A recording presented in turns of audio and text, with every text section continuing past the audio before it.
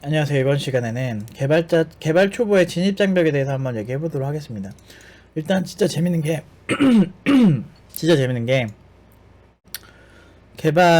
제가 이제 교육을 하다 보면 진입 장벽이란 게 진짜 있긴 있어요. 보통 팁노바 기준으로 좀 얘기를 하자면 객체 지향 패러다임을 이제 처음에 공부하는 게 이제 클래스에 대해서 공부를 하는데, 이거에 대해서 열심히 설명을 해주고 왜 필요한지 막 설명을 해줘도 확실히 활용을 하려면 왜 이렇게 짜는지가 굉장히 힘든 거예요. 왜냐면은 그 이전에 절차 지향형 프로그래밍의 역사에서 익숙한 사람들의 객체 지향을 받아들이면, 아, 이런 불편함이 이렇게 해소가 되었구나.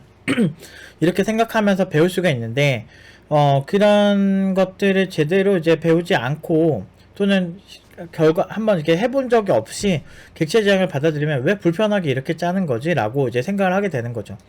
근데 실제로 제가 많이 이렇게 공부를 할 때 굉장히 안타깝게 생각하는 게, 자료 구조를 쓰면서 자료 구조를 왜 쓰는지 모르는 사람들, 그냥 무지성으로 이렇게 남들이 그냥 쓴다니까 그냥 좋아 보여 쓰는 사람이랑, 디자인 패턴을 쓰는데 이 디자인 패턴이 왜 필요한지 잘 모르는 사람들, 그리고 그 디자인 패턴을 활용을 할 때 이럴 때 활용하는 게 좋은 것이다 이런 걸 잘 모르는 사람들이 되게 별로거든요. 근데 그런 사람들 되게 별로 안 좋아요, 제가. 근데 이제 왜냐면은 기술이라는 게 개발자인데, 개발자가 본인이 선택을 해가지고 이 기술을 써야 된다고 얘기를 하면 다른 개발자들한테 충분히 설명할 수 있어야 되거든요. 근데 보통 기술이 나올 때는 어떤 불편함에 의해서 나오잖아요. 예를 들면 만약에 저처럼 머리가 큰 사람이 모자를 썼어. 그럼 모자를 쓰는데 이게 좀 작아. 그러면은 좀 더 큰 모자를 누군가 만들잖아요. 또는 아니면 머리가 큰 사람이 쓸 수 있는 그런 어떤 소재를 개발한다든지 뭐 이런 식으로 이제 그런 수요가 많아진다면, 뭐 예를 들어서 빅사이즈 옷도 요새 막 점점 전 세계 비만 인구가 늘면서 빅사이즈 옷에 뭐 그런 전문적으로 하는 곳들이 많아지고 있고 그 시장이 커지고 있죠. 그러니까 그런 것처럼 이제 결국에는 어떤 기술이나 어떤 무언가 새로 생기는 거는 결국엔 기존에 불편함이 있어서 생기는 거거든요. 그래서 기존의 불편함에 먼저 공감하는 게 먼저인데, 그런 공감하는 상황을 대부분은 스킵을 해버려요. 그냥 객체지향 지금 트렌드니까 그냥 한다 이거죠. 근데 중요한 건 이런 식으로 공부하면 이 진입장벽에 막혀버려요. 그래서 진입장벽, 그러니까 제가 이 개발초보 진입장벽이라고 하는 게 결국에는 그런 얘기예요. 개발을 하다가 내가 이 상황에서 그냥 포기를 하게 되는 확률이 높아지는 그런 시점을 얘기하는 건데, 이 객체지향과 관련된 얘기도 그렇다는 거죠. 그래서 객체지향 프로그래밍을 여기까지 하다가 클래스 보고 나 너무 어렵다 그리고 접는 사람들이 있어요. 그 다음에 스레드 같은 경우, 이게 사실 프로그램이 하나 이렇게 실행이 되려면 단순히 한 부분만 실행이 되는 게 아니고, 이 스레드라고 하는 거는 결국에는 굉장히 다중 스레드, 그러니까 멀티 스레드라고 해가지고 우리가 프로그램 하나 동작하는데 일꾼들이 되게 많듯이 우리가 코드가 작성한 게 여러 가지 방향으로 동시에 실행이 되어야만 우리가 다채롭게 동작을 하게 만들 수가 있거든요. 근데 그런 이제 스레드라는 거를 제가 공부를 할 때도 기본적으로 이제 학생들이 여기서 이제 좀 지치는 경우가 많아요. 왜냐하면 계산이 잘 안 되거든. 이 스레드라는 게 다중 스레드가 들어가면 내가 의도한 대로 막 동작도 안 하고 정신이 없는 거야. 그래서 여기서도 좀 많이 초보자들이 힘들어 하기도 합니다.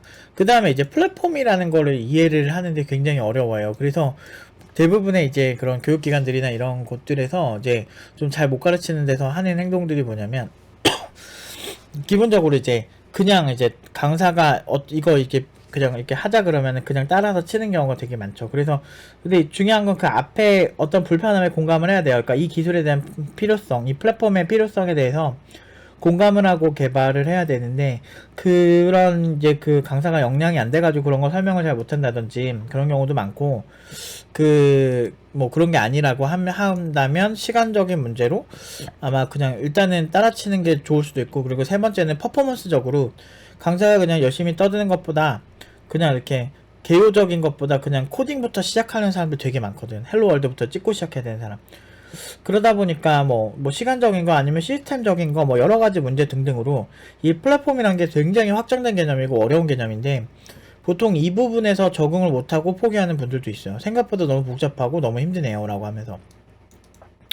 이런 케이스도 사실은 코딩을 좀 포기하게 하는 문제 중 하나가 될 수 있고요. 그 다음에 이제 디버깅 같은 상황들, 그러니까 디버깅을 하다가 도저히 못 고치겠다, 이거는 말도 안 돼, 이건 있을 수가 없는 거야 라고 자기 이제 좀 지쳐버리는 거죠. 그렇게 하다가 포기하는 친구들도 상당히 많아요. 그래서 초보자들이 이 디버깅 할 때 피지컬이 되게 중요해요. 그러니까 그냥 막 짜는 거는 누구나 할 수 있거든요. 근데 내가 의도한 대로 동작이 안 하니까, 그리고 자꾸 튕기니까 이런 거 어떻게 고쳐야 되지? 여기서 이제 뭐 하나 두 개 하다가 잘 안 고쳐지겠죠. 당연히 초보자인데. 그러다 보면 점점 지치고 하다 보면 좀 장기적으로 이제 답이 없어지는 거죠. 그런 식으로 이제 디버깅 하다가 이제 맛이 가는 경우도 있고요. 그 다음에 포인터 같은 거. 그러니까 이제 사실은 지금 요즘 나오는 언어들은 포인터를 이렇게 노출해서 사용을 하는 경우는 없어요.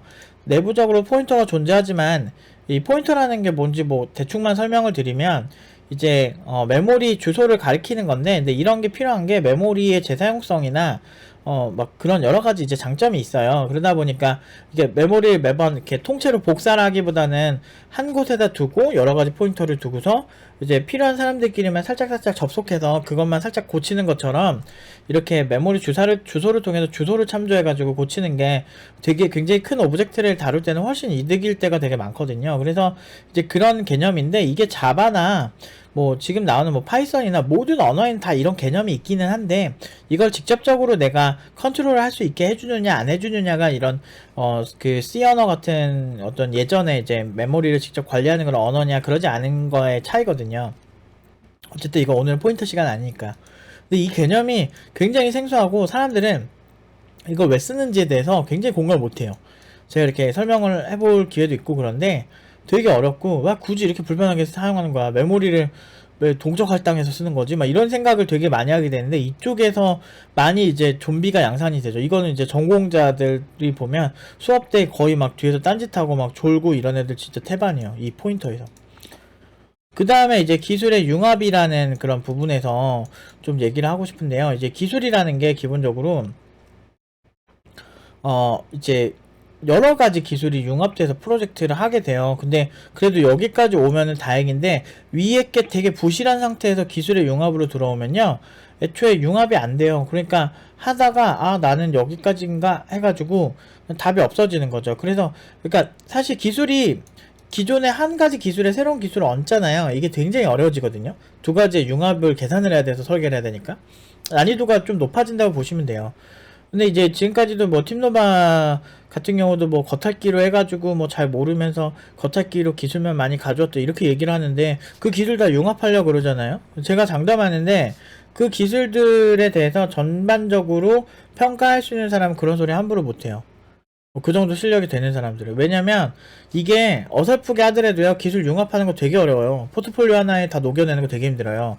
그게 쉬우면 상식적으로 생각해 보시면 알겠지만, 왜 프론트엔드 개발자만 한 명 따로 뽑고, 백엔드 개발자만 한 명 따로 뽑고, 안드로이드 개발자만 한 명 따로 뽑고, iOS 개발자만 딱 한 명씩 따로 뽑아요? 각자 전문 분야가 있고 하나하나가 쉽지 않기 때문에 그거를 이제 각자 만든 다음에 취합을 하자 이런 식으로 가는 건데, 팀노바에서는 그걸 다 한단 말이에요.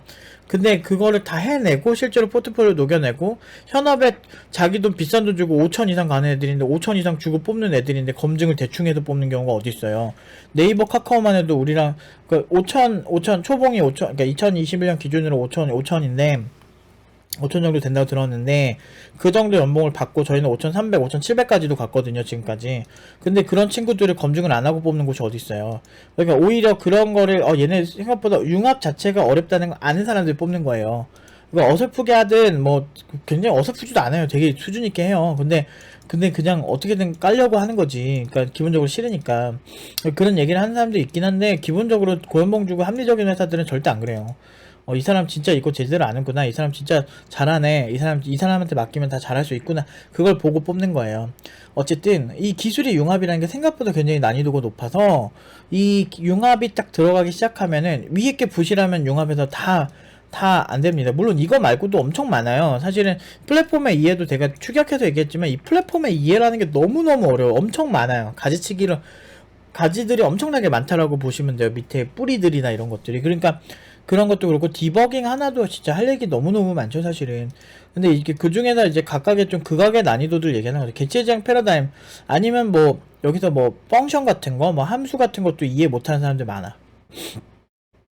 우리 막 수학 시간에 배웠던 뭐 인풋이 들어가면 아웃풋이 나오는 게 함수인데, 근데 사실 저는 수학적으로 함수 배웠을 때보다 뭐지? 이렇게 코딩하면서 배운 함수가 훨씬 와닿았긴 했는데, 사람들은 그게 아닌가 봐. 그러니까 처음 보면은 되게 생소하고 외계 생물체 같으니까, 좀 약간 좀, 물음표? 다들 반응이 물음표야.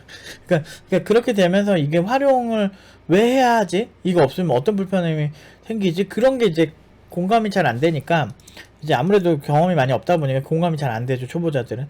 그러다 보면 이제 제가 설명할 시간도 없이 포기하는 케이스도 있죠.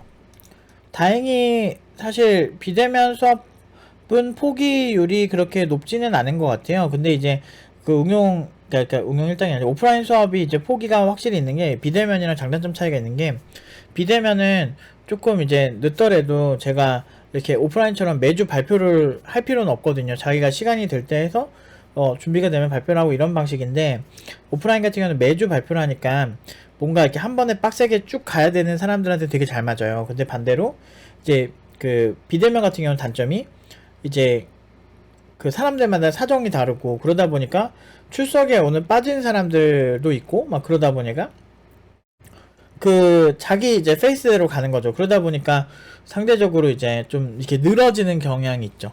그래서 좀 장단점이 있긴 한데, 근데 보통 이제 그런 친구들이 이제 어려움을 느끼는 포인트, 이 객체 제형 패러다임이 클래스 쪽 진짜 어려워하고, 그 스레드는 그 다음에 이제 플랫폼 이해 이쪽, 그리고 플랫폼을 이해하고 그 넓은 플랫폼에서 막 개발하다 보면 이제 정신없고 막 그러다가 디버깅 하다 보면 잘 안 되고 그러면 이제 흑화가 돼가지고 이제 포기하는 거지. 포인터는 저희가 이제 가르치지는 않는데 나중에 그러니까 종종 가르쳐 주긴 해야 되겠다, 이런 거는. 근데 어쨌든 기술의 융합 한 진짜 5번 6번으로도 거의 안 오죠. 거의 1, 2, 3번 내에서 거의 끝나요. 1번에서 1번이 제일 힘들어하는 것 같아. 클래스 자체를 왜 쓰는지 몰라. 근데 열심히 설명을 많이 해주긴 해요. 그런데 열심히 해주고 보충도 해주고 열심히 해줘도 사실 그 제가 이제 공감하는 그런 것들이 이제 100% 전달이 되려고 열심히 설명을 해도 그 상황이 처하지 않은 그 친구는 아무래도 이제 받아들이는 게 좀 적죠. 그러니까 진짜 열심히 설명해요. 내가 이걸 너무 잘 알고 있잖아요. 진입장벽이 뭔지 알잖아. 그러면은 클래스는 정말 어려운 거고 이걸 좀 못해도 되는데, 중요한 거는 못해도 확실하게는 공부를 하고 갑시다 라고 얘기를 하고, 그렇게 막 열심히 여기 어렵다고, 오늘 진짜 어려우니까 진짜 열심히 하셔야 되고, 오늘 한 거는 뭐 복습 열심히 하셔야 되고 질문도 더 많이 하셔야 되고 막 얘기해도 이제 좀 그래도 이제 되게 힘드신가 봐요. 그래서 이제 뭐 요런 아주 기본적인 것들 알면 좋을 것 같고, 더 생각나면 나중에 또 얘기를 해볼게요. 어쨌든 클래스라는 개념이 굉장히 어려운 개념입니다, 생각보다. 그리고 역사적인 개념이에요, 의외로. 역사적인 그런 영향을 좀 받고, 그 이전의 개발자들의 불편함이 이제 기반이 돼서 이렇게 그 클래스라는 게 설명이 되기 때문에 이제 확실히 좀 다릅니다. 그래서 여러분들이 이제 뭐 이런 거 하실 때 좀 더 깊이감 있게 하시거나 또는 너무 흑화되고 싶지 않다면 대략적으로 각을 딱 잡고 하세요. 부분 유난히 어렵고 사람들이 포기하는 부분이 있구나. 여러분 좀 각을 잡고, 우리도 그런 거 있잖아요. 저 사람이 나 한 대 때릴 거 알고 눈 깍깍 질끈 갖고 맞는 거랑, 아니면은 그냥 가만히 그냥 겁나 빡 맞는 거랑 두 개 당황스러움이 너무 다르잖아요. 갑자기 뻑 맞으면 당황스러워서 내가 왜 맞았지 이런 생각하고 막 그러다 보면 정신없고 더 막 힘들고 막 이렇게 되니까, 약간 그런 느낌으로 이제 중간중간에 좀 어려운 그런 이게 어떤 그런 트랩들이 좀 있다, 이런 것들이 좀 함정들이 좀 있다라고 생각하시고 이제 접근을 하시는 게 여러분들에게 훨씬 도움이 될 거라고 생각을 합니다. 오늘은 여기까지 하도록 하겠습니다.